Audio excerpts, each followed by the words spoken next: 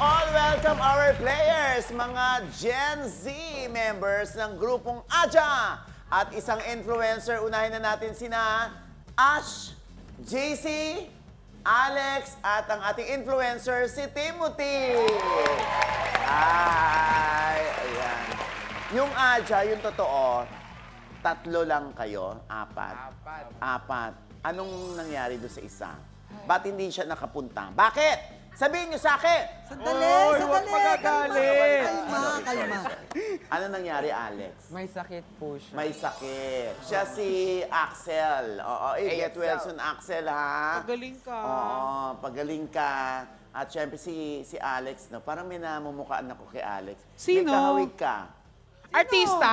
Artista. Artista? Oo, sikat. Ay, sikat yan. Yeah. Madaling makikilala yan. Oo. Alam mo kung sino? Sino? Sino? Eto. Ay, naka 2 gold medal! Kahawig niya, di ba Ayaw si Carlos nga. Siulo? Oh. Tapos naka-crop top din. Oh. Kailan ba ipinanganak ang Aja? Oh, we debuted po last September 7, 2023. Okay. With our EP titled For You po. With 4 songs na po and ang aming latest single po na Best I Love You. Kumusta yung mga fans nyo? Oo. Dumarami na ba? Yes, ano po, sobrang saya po namin kasi parang first time to perform and to have fans like them po, sobrang saya na po namin and to share them with our music po, sobrang saya. Okay. Pero kayo ba, di ba yung ibang mga P-pop nagtitrain sa Korea? Kayo ba ganun? Kaso dito po, dito sa Pilipinas. Dito Nagtitraining lang kayo din po. nag-train. Yeah, we trained po for 1 year po, under Cornerstone po. Okay. Eh si Timothy, Hello po. isang influencer si Timothy. Yes po. Singer din. Oo. Ano mga inaawit mo, Timothy? Ngayon po, I just released around, on my birthday actually, September 12. I Okay. released a single called Gravity po. Yeah.